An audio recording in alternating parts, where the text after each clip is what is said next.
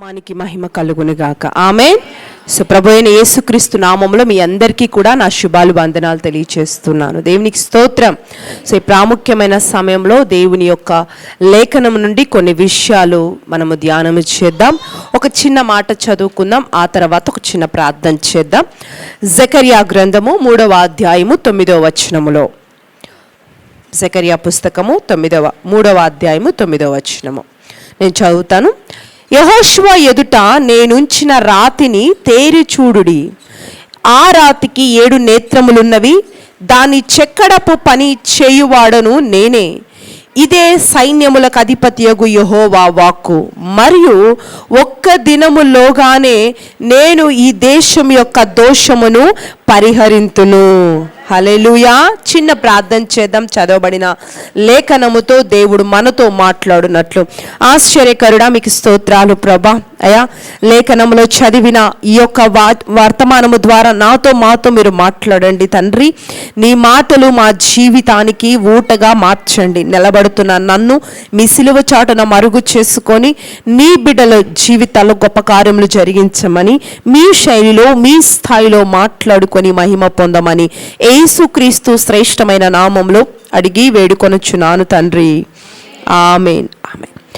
సంగమా, దేవుని బిడ్డలారా, దేవుడు ఒక శ్రేష్టమైన మాటను ఇక్కడ మాట్లాడుతూ ఉన్నారు. ఏంటయ్యా అని అంటే, చూస్తే మన కింద ఒక్క దినములోగానే నేను ఈ దేశం యొక్క దోషమును ఏం చేస్తానంటున్నాడు, పరిహరిస్తాను. దేవునికి స్తోత్రం.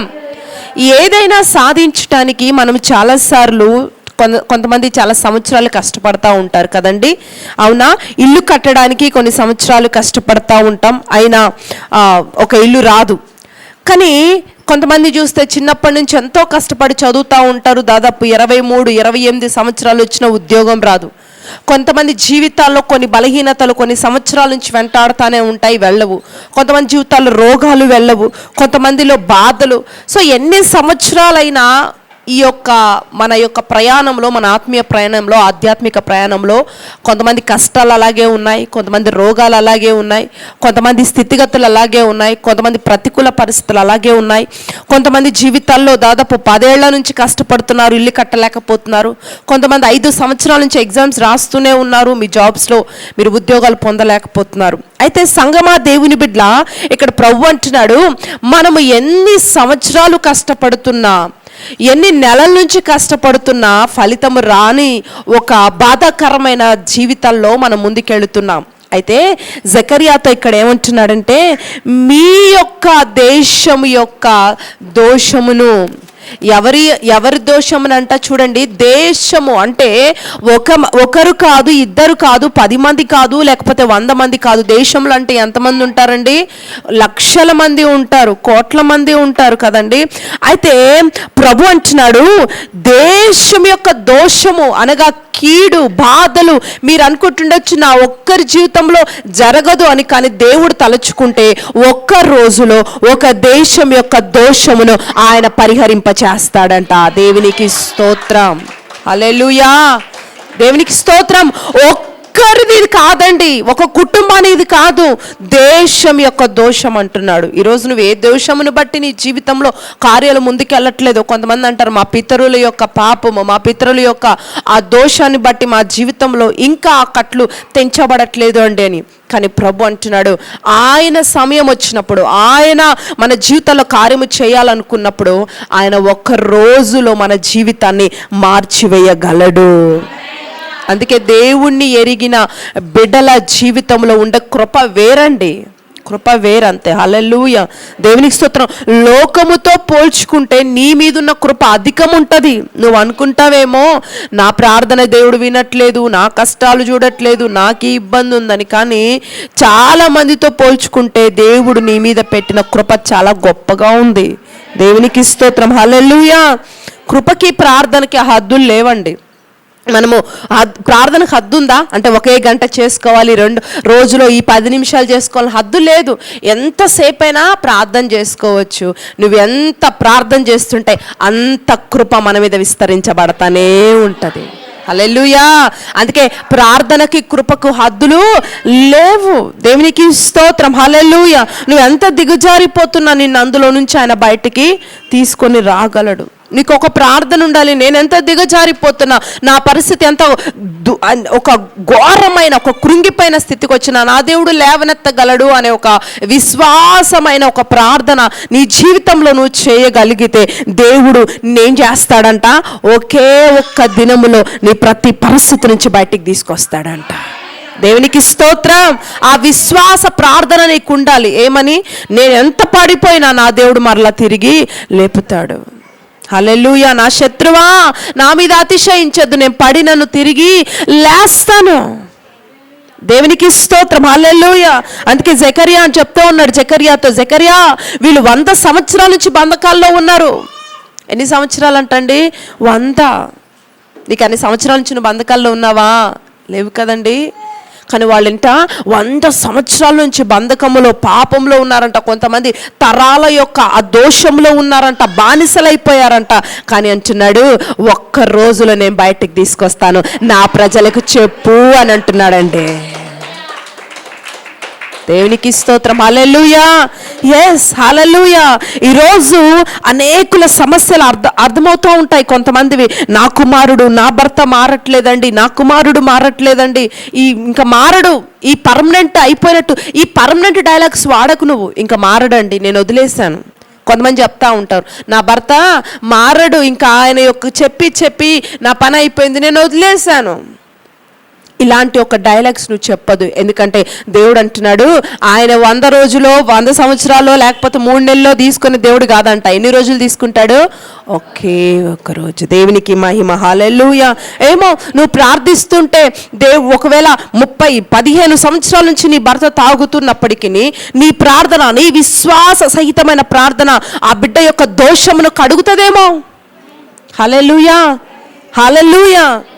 కాబట్టి భార్యగా భర్త ఎలాంటి పరిస్థితుల్లో ఉన్నాడా, లేకపోతే ఎలాంటి అవిశ్వాసిగా ఉన్నాడని కాదు, భార్యగా భర్త గురించి నువ్వు ప్రార్థన చేయి.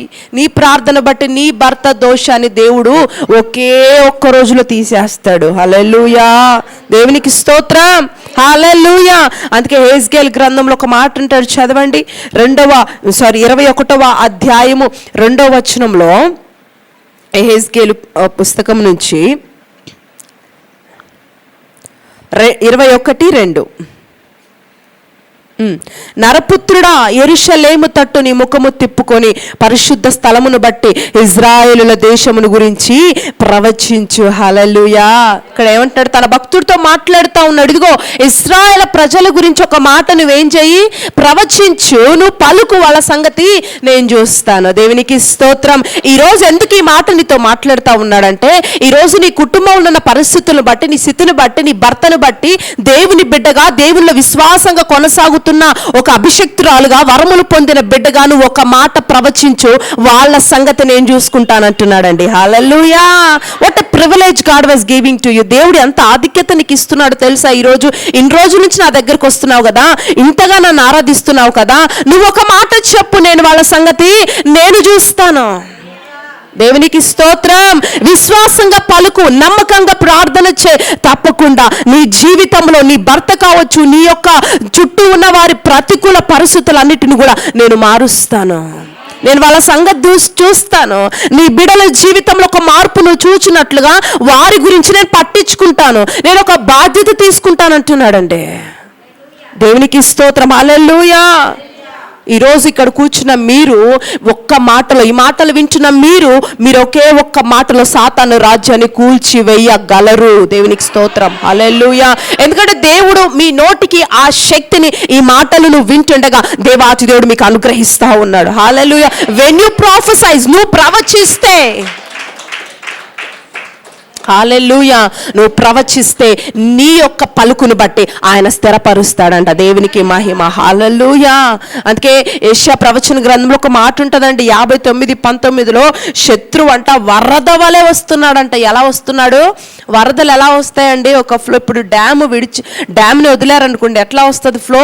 చాలా ఫ్లో వస్తుంది కదా, వాటరు భయంకరంగా వస్తుంది. దాంట్లో ఇంక ఒక చిన్నది వేసినా సరే అది కొట్టుకొని వెళ్ళిపోద్ది. శత్రువు వరద వలె అలా ఎత్తుగా లేచి నీ మీదకి వస్తుండొచ్చు కాక, ప్రభు అంటున్నాడు, ఈ రోజు నువ్వు ఈ మాటలు వింటుండగా ఒక విశ్వాసముతో నా దేవుడు ఈ రోజు నా జీవితంలో కార్యము చేస్తాడు, ఈ వాక్యము ద్వారా నా దేవుడు నా జీవితంలో ఒక మార్పు తెస్తాడని విశ్వసిస్తే, చూడండి వాడు ఎంత ఎత్తుగా లేచి నీ మీదికి పడుతున్నా వాడి ఆ యొక్క ఫ్లోను ఆపగలిగిన సామర్థ్యాన్ని ఈ రోజు ఈ మాటలను వింటుండగా పరిశుద్ధాత్మ దేవుడు నీకు అనుగ్రహిస్తాడంట. దేవునికి స్తోత్రం, హల్లెలూయా. వాడు ఇంతెత్తు రాని, ఎంత ఎత్తుగా నీ మీద పడాలని చూడని గాక, ఆ సామర్థ్యము, వాడి ఫ్లోని, వాడి యొక్క పవర్ని, వాడి ఎంత స్పీడ్గా వస్తున్న వాడి వేగాన్ని ఆపగలిగిన శక్తి పరిశుద్ధాత్మ దేవుడు నీకు అనుగ్రహిస్తున్నాడు. హల్లెలూయా, దేవునికి స్తోత్రం. ఈరోజు ఎంతో మంది జీవితంలో నిరుద్యోగ సమస్య కదండి. ఎన్నో ఉద్యోగాలకు వెళ్ళి ఫెయిల్ అయిపోతూ ఉంటారు చాలామంది.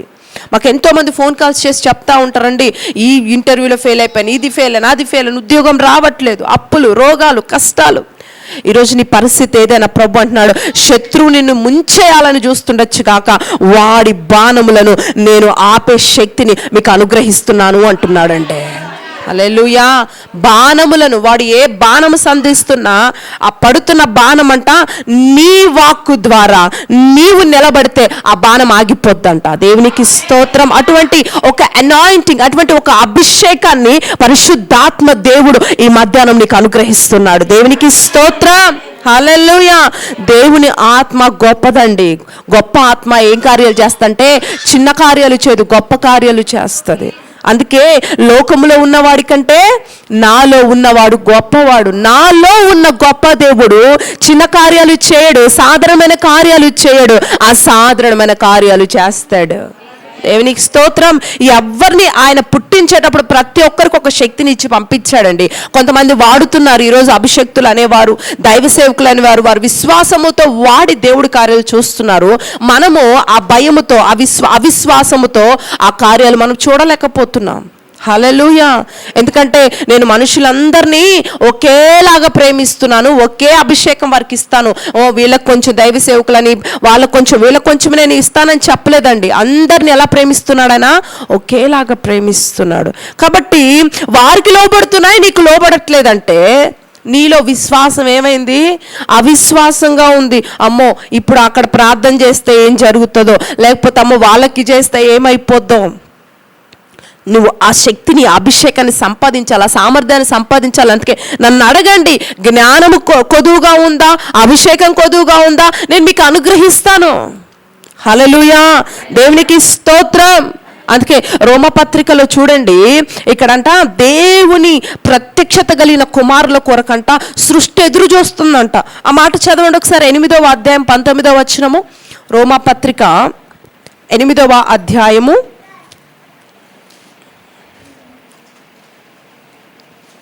19వ వచనం.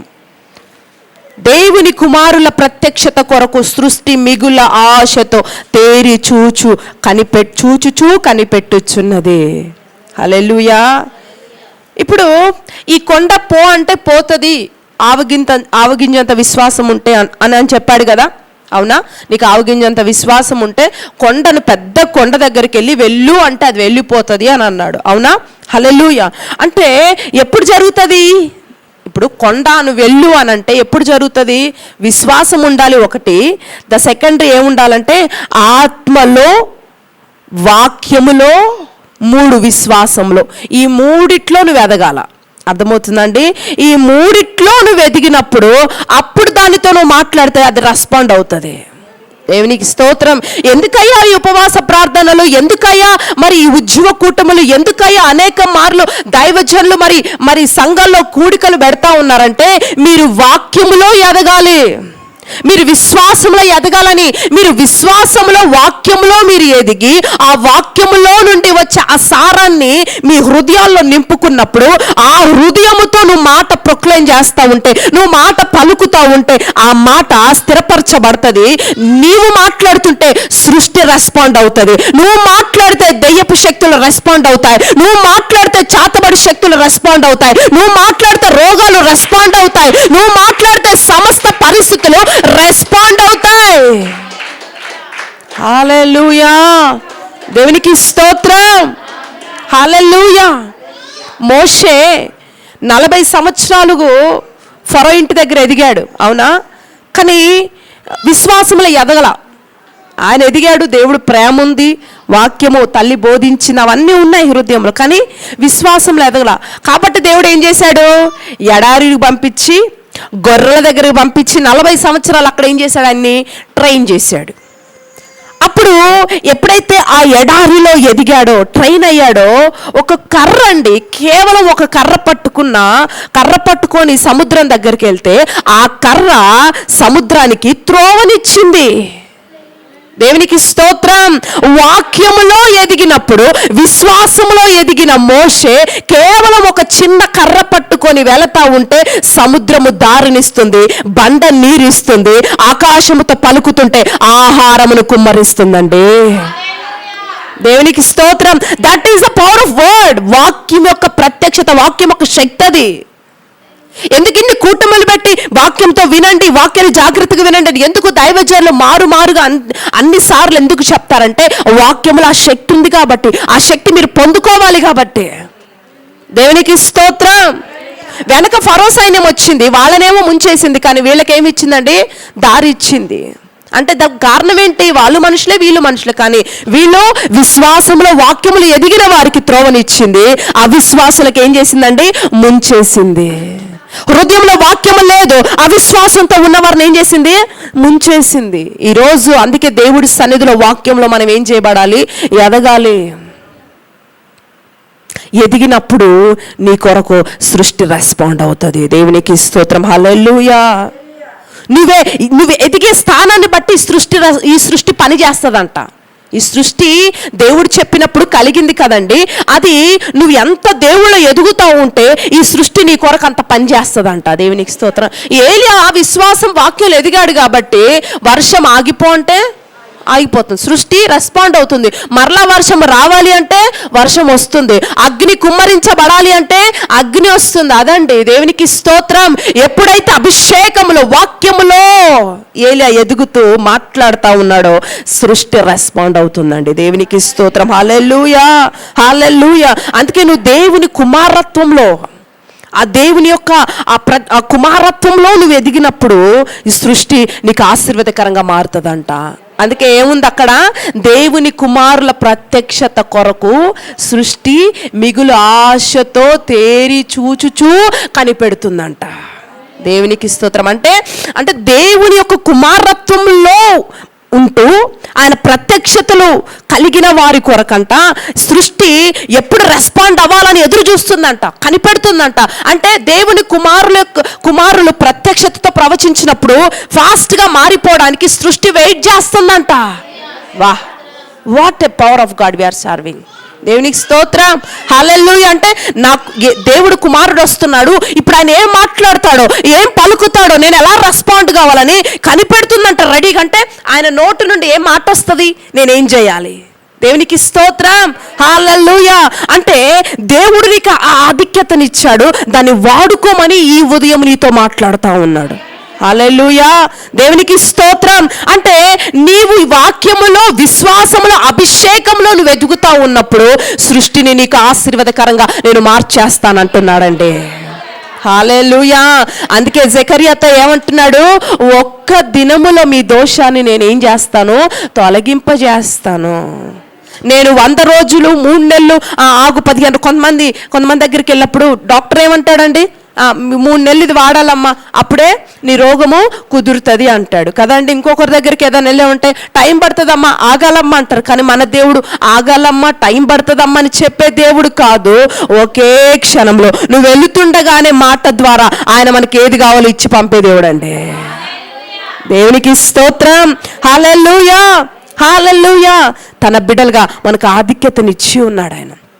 అందుకే దేవుడు కోరుకుంటున్నాడు మనల్ని బట్టి, మీరు విశ్వాసంలో ఎదగాలి, వాక్యంలో ఎదగాలి. కేవలం విశ్వాసం ఉంటే సరిపోదు. కొంతమంది క్రియలేని విశ్వాసము మృతము కదండి. అంటే క్రియ, ఆత్మానుసారమైన క్రియనే లేకపోతే నేను విశ్వాసంగా ఉన్నానండి, విశ్వాసంగా మాట్లాడుతున్నానంటే సరిపోదు. కొంతమంది అండి ప్రార్థనకు రారు, ప్రార్థనలో ఉండరు, ఆదివారం సరిగ్గా రారు, మాటలు చూడండి ఎట్లుంటాయి, కొండకుంటాయి. వాళ్ళని కదిలిస్తే అమ్మో వీళ్ళు ఇంత భక్తుల, అబ్బా ఎంత పరిశుద్ధులు వీళ్ళు అన్నట్టుగా ఉంటారు.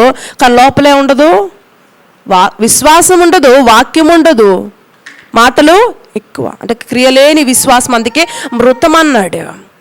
క్రియ ఉండాలి, క్రియ ఆత్మానుసారమైనదై ఉండాలి. క్రియ అంటే నీ ఇష్టానుసారమైన క్రియ కాదది. ఏ క్రియ? ఆత్మానుసారమైన క్రియ. ఈ క్రియను కలిగి ఉన్నప్పుడు విశ్వాసముతో నువ్వు ఏది బలిగితే దాన్ని ఏం చేస్తాడు? ఆశీర్వాదకరంగా మార్చేస్తాడు. దేవునికి స్తోత్రం, హల్లెలూయా. ఈరోజు ఆయన కుమారత్వంలోకి మనం ఎదగాలని ఇక్కడికి మనల్ని తీసుకొచ్చాడండి. ఎంతోమంది వినాలి, ఎంతో మందిలో ఈరోజు ఎందుకు ప్రత్యేకంగా ఈరోజు స్క్రోల్ చేస్తే ఈ మాటలు వింటున్నావో తెలుసా? దేవుడు తన కుమారత్వంలోకి నిన్ను తీసుకొని రావాలని ఆయన ఇష్టపడుతున్నాడు. కాబట్టి సృష్టి నీ కొరకు పని చేయాలని ఆయన నిన్ను, నీ కొరకు ఆయన సృష్టిని రెడీగా పెట్టి ఉన్నాడు. కాబట్టి దేవునికి స్తోత్రం, హల్లెలూయా. మహిమ కలిగిన దేవుడు అండి నువ్వు, నేను ఆరాధిస్తున్న దేవుడు. అందుకే ఒక దైవజనుడితో దేవుడు ఏమంటాడు ప్రకటన గ్రంథంలో, నీ దరిద్రత, నీ శ్రమ నేను ఎరుగుదును, అయినను నువ్వు ఐశ్వర్యవంతుడే అన్నాడు కదా. ఆ మాట చదివారా మీరు? 2వ అధ్యాయం 8-9 వచనాలు నోట్ చేసుకోండి. ఏమంటాడు?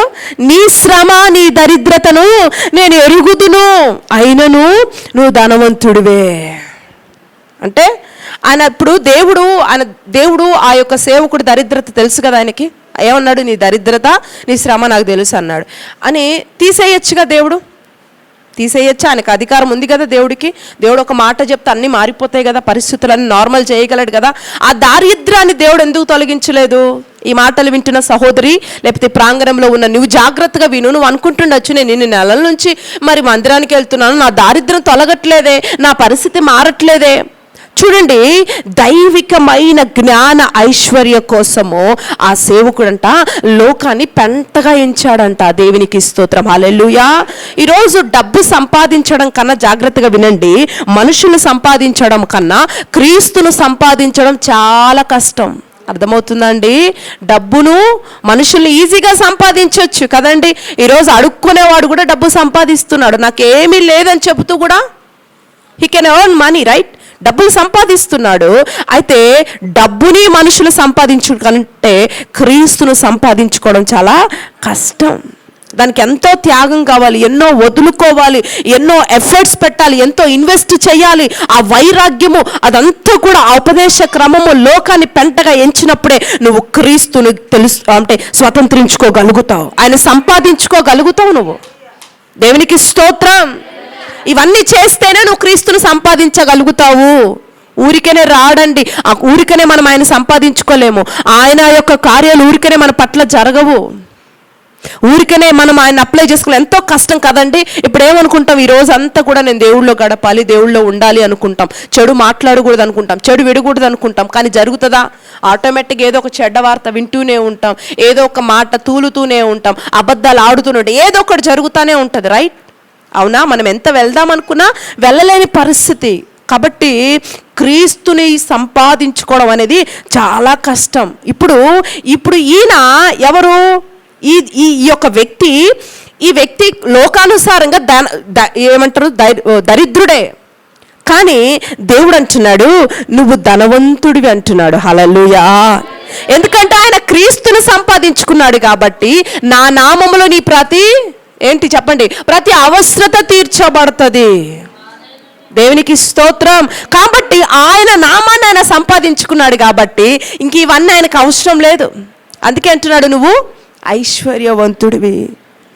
ఈ మాట శరీర సంబంధమైన దారిద్ర్యం గురించి కాదు, కానీ ప్రభు మాట్లాడుతుంది ఆత్మ సంబంధమైన దారిద్ర్యం గురించి మాట్లాడుతూ ఉన్నాడు. ఇప్పుడు ఈ వ్యక్తి ఆత్మ సంబంధమైన దరిద్రుడిగా లేడు. ఎలా ఉన్నాడండి? ఆత్మ సంబంధంగా ఒక ప్రత్యక్షత కలిగిన, ఒక అభిషేకం కలిగిన, ఒక ఆత్మ కలిగిన ఐశ్వర్యవంతుడుగా ఉన్నాడు. దేవునికి స్తోత్రం. పౌలు దగ్గర దైవికమైన జ్ఞానం ఉంది. పేదరికం, కానీ దైవికమైన జ్ఞానముతో ముందుకెళ్తున్న ఆ వ్యక్తి పేదరికము అనుభవిస్తూ ఉన్నాడు, తినడానికి తిండి లేని పరిస్థితులు. కానీ ఒక సంఘముతో అక్కడ ఆయన మాట్లాడతాడు. ఇప్పుడు డ్యూటీకి వెళ్తున్న వ్యక్తి చిన్నపిల్లాడికి, అరే నేను బయటకు వెళ్తుంటే పిల్లాడు ఏడుస్తాడు కదా, నాన్న నేను ఈవినింగ్ వచ్చేటప్పుడు నీకు చాక్లెట్ తీసుకొస్తారంటే వాడు నోరు మూసుకొని వెళ్తాడు కదా. అలాగంట సంఘము ఇప్పుడు ఒక్కొక్క సంఘాన్ని తిరుగుతూ ఆయన సువార్త ప్రకటించేవాడు పౌలు గారు. అంటే ఒక్కొక్క దగ్గర పరిచయం చేసి మళ్ళీ ఇంకొక మినిస్టర్ అట్లా వెళ్తూ ఈ సంఘానికి వెళ్తూ ఏం చెప్పేవాడంట, అరే ఈసారి వచ్చేటప్పుడు మీకు ఏదైనా ఒక కృపావరం ఇస్తానులే.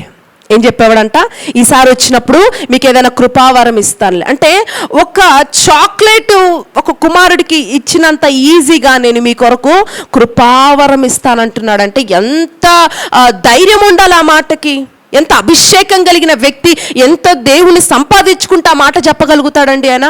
ఎంత క్రీస్తుని సంపాదించుకున్నాడు కాబట్టే, నానా నేను ఇప్పుడైతే వెళ్తున్నాను, నెక్స్ట్ టైం వచ్చినప్పుడు మీకు ఒక కృపావరం ఇస్తానులే, చాలా ఈజీగా చెప్తున్నాడంట సంఘానికి.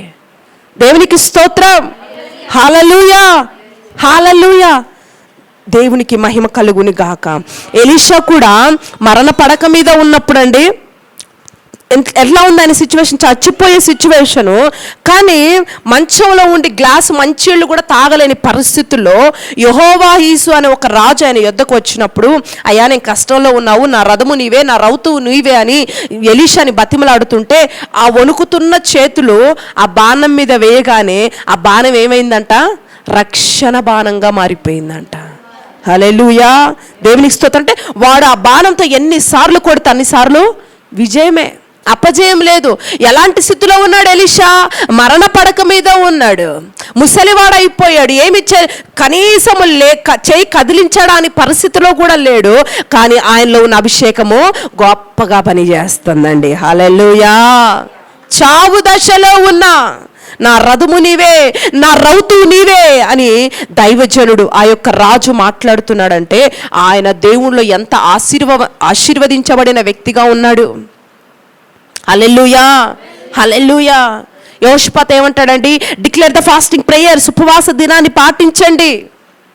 దేవునికి స్తోత్రం, హల్లెలూయా. ఈరోజు ఆత్మ సంబంధమైన ఐశ్వర్యాన్ని పొందటానికి, ఈ దారిద్ర్యం అనుభవించడానికి ఇష్టపడట్లేదండి. దేవుడు అంటున్నాడు, ఆత్మ సంబంధమైన ఐశ్వర్యాన్ని నువ్వు పొందుకోవాలంటే ఈ లోకప్రీత్య కొన్ని రోజులు నీకేముంటుంది చెప్పండి, దారిద్ర్యం ఉంటుంది. పర్వాలేదు, నమ్మకముగా ఉండు. హల్లెలూయా. ఈ దారిద్ర్యాన్ని బట్టి దిగులు పడగాకు, ఈ లేమితనాన్ని బట్టి దిగులు పడగాకు. నువ్వు ఒకటి చూడు, ఆత్మ సంబంధమైన ఐశ్వర్యం పొందుకోవడానికి ప్రయాసపడు. ఈ లోకపు ఐశ్వర్యము నీకు ఆటోమేటిక్గా నీ వెనక నిన్ను వెంబడించేలాగా ఆయన కార్యము చేస్తాడు. హల్లెలూయా.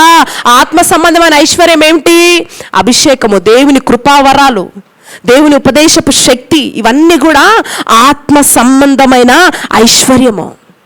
దీన్ని పొందటానికి మీరు ప్రయాసపడండి, దీని కొరకు పరుగులాడండి, దీని కొరకు మీరు అంగలార్చండి. ఇది ఉందంటే ఆటోమేటిక్గా ఈ దరిద్రత ఎంతసేపు అండి. దేవుడు ఒక మాట చెబితే ఒక దేశం అంతా కూడా దోషం తొలగిపోయినట్లు, ఒక మాట చెబితే 1 కోటి రూపాయలు వచ్చి నీ దగ్గర పడితే నీ అప్పులు, నీ పరిస్థితులను మారిపోవా? హల్లెలూయా. ధనము కాదు ప్రాముఖ్యము, దేవుని యొక్క కృప చాలా ప్రాముఖ్యము. దేవునికి స్తోత్రం, హల్లెలూయా హల్లెలూయా. కృపావరములను పంచగలిగిన స్థాయిని పౌలు గారు పొందుకున్నారండి. అభిషేకం పొందటంలో మనమంతరము ఐశ్వర్యవంతులుగా ఉండాలి. ఇలాంటి ఒక సాక్ష్యం మనం సంపాదించుకోవాలి. హల్లెలూయా. దేవుడు మనందరిని ఐశ్వర్యవంతులుగా జీవింపగలిగిన ఆత్మ సంబంధమైన అభిషేకముతో ఈ మధ్యాహ్నం మనల్ని నింపును గాక. హల్లెలూయా, దేవునికి స్తోత్రం. మనము ఆత్మ సంబంధమైన ఐశ్వర్యవంతులుగా ఈ దినం మనం మార్చబడుదుము గాక యేసు నామములో. దేవునికి మహిమ కలుగును గాక. హల్లెలూయా. ఎస్, ఆయన మార్చడానికి ఈ ప్రాంగణానికి నేను తీసుకొచ్చాడండి. ఈ మాటలు ఎంతో మంది వినాలి, కానీ ఎందుకు ఈరోజు ఫోన్ స్క్రోల్ చేస్తూ ఈ మాటలు నీకు వినిపింపేలా చేస్తున్నాడంటే దేవుడి మీద నీకు గొప్ప ప్రణాళిక ఉంది, నీ మీద గొప్ప ఉద్దేశం ఉంది ఆయనకి. అందుకే ఈరోజు నీతో ఈ మాటలు మాట్లాడుతున్నాడు. నేను ఒకే దినంలో నీ స్థితిని మారుస్తాను బిడ్డ. నీకు అది ఉందా ఇది ఉందా అని ఈరోజు నిన్ను అడగట్లేదు. నీ పరిస్థితి చాలా ఘోరంగా ఉందని ఆయనకు తెలుసు. నువ్వు చాలా దరిద్రత అనుభవిస్తున్నావు అని ఆయనకు తెలుసు. నువ్వు చాలా కృంగిపోయినావు అని ఆయనకు తెలుసు. అందుకే అంటున్నాడు, ఒకే ఒక్క దినములో నీ స్థితి నేను మారుస్తాను. హల్లెలూయా. అయితే నువ్వు విశ్వాసంలో ఎదగాలి, నువ్వు వాక్యంలో ఎదగాలి, నువ్వు ప్రత్యక్షతలో ఎదగాలి. ఎందుకంటే నీ కొరకు సృష్టి పని చేసేలాగా నేను కార్యము చేస్తానని దేవుడు మాట్లాడుతున్నాడు. సృష్టి అంటే కేవలం చెట్లు జంతువులు ఇవి మాత్రమే కాదు, మనుషులు కూడా నువ్వు ఏది మాట్లాడితే, అందుకే రాజు హృదయము దేవుని చేతిలో ఉందండి. మనం ఏది చెబితే అటువైపు మరలాలి. అది రాజకీయ నాయకులైనా ఎవరైనా సరే, పెద్ద అధికారులైనా మన మాట చెబితే వారు మరి చేసేటట్టుగా ఉండాలి. యోసేపు ఏమయ్యాడండి? ఫరో యొక్క దగ్గర అన్నం పెట్టే రాజుగా మరి ఉన్నాడు. యాకోబు వచ్చాడు కదా, యోసేపు బతుకున్నాడని తెలుసుకుని యాకోబు వస్తే ప్రపంచానికి అన్నం పెడుతున్న ఫరో తల వంచి యాకోబు దగ్గర ఆశీర్వాదం తీసుకుంటున్నాడంట. యాకోబు వృద్ధాప్యాయంలో ఉన్నాడు, ఏమీ లేని వాడిగా అన్నము లేకుండా తన దేశంలో ఉంటే ఇక్కడ పోషించబడడానికి ఐగుప్తుకు వచ్చిన వ్యక్తి ప్రపంచానికి అన్నం పెడుతున్న ఫరోని ఆశీర్వదిస్తున్నాడండి. దేవునికి స్తోత్రం. అది అభిషేకం యొక్క పవర్ అంటున్నాను. దేవునికి స్తోత్రం.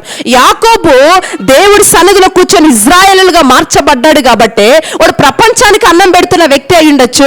అతనినే ఆశీర్వదించే స్థాయి యాకోబు సంపాదించుకున్నాడు. హల్లెలూయా. దేవునికి స్తోత్రం. ఈరోజు సంగమా దేవుని బిడ్డలారా, నా మాటలు ముగిస్తున్నాను. దేవాతి దేవుడు నీతో మాట్లాడుతున్న విషయం ఒకటే, ఇదిగో నువ్వు విశ్వాసంలో వాక్యములో ఎదుగు. నీకున్న ప్రతి పరిస్థితిని ఆయన ఒకే ఒక్క రోజులో నీ మార్చివేస్తాడు.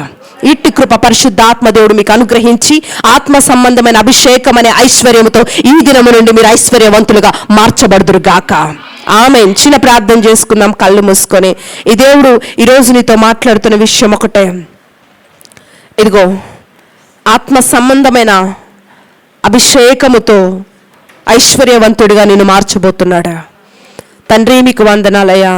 అవును, విశ్వాసంలో ఎదగలేకపోతున్నాను, వాక్యంలో ఎదగలేకపోతున్నాను, నన్ను క్షమించండి. ఈరోజు మాతో మాట్లాడారయ్యా. నా పరిస్థితి అంతా నువ్వు చూస్తున్న దేవుడవు ప్రభా, మా స్థితిగతులు వెరిగి ఉన్న దేవుడవు. ఇదిగో బిడ్డలు ఏ పరిస్థితిలో ఈ మాటలు వింటున్నారో, ఏ స్థితిలో ఉన్నారో, ఏ రోగము, ఏ అప్పులో, ఏ ఇరుకులో ఉన్నారో, యేసు నామములో వారి ప్రతి సమస్య ఇదిగో ఈ మాటలు వింటుండగానే ఈ రోజే వారి మీద ఉన్న దోషము, రోగము, అప్పులు అన్నీ కూడా తొలగించబడును గాక యేసు నామములో. నువ్వు తలుచుకుంటే ఎంతసేపు అయ్యా, ఎన్ని నిందలైనా సరే వందలుగా మార్చుటకు సామర్థ్యం కలిగిన దేవుడవు కదా. బడల పరిస్థితులు మార్చి దీవెనకరమ గొప్ప పాత్రలో ఒక్కొక్క కుమారుణ్ణి, కుమార్తెను మీరు నిలబెట్టి ఈ మాటలు వింటున్న ప్రతి ఒక్కరి జీవితంలో అయా ఆశ్చర్య కార్యములు జరుగును గాక. నీ కృపతో వారిని నింపుదువు గాక. నీవే బలపరిచి గణపరిచి దీవించమని యేసయ్య అతి శ్రేష్టమైన నామములో అడిగి వేడుకొనుచున్నాను తండ్రి. Amen. Amen. May God bless you all. దేవుడు మిమ్మల్ని దీవించి ఆశీర్వదించును గాక.